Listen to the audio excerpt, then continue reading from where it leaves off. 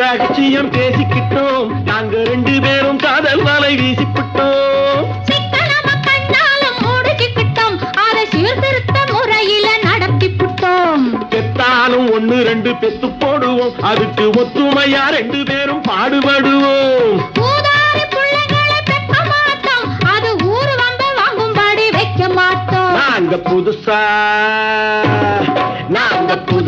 கட்டிக்கிட்ட ஜோடிதானுங்க, நல்ல பாட்டு படிக்கும் வாரம் பாடிதானுங்க.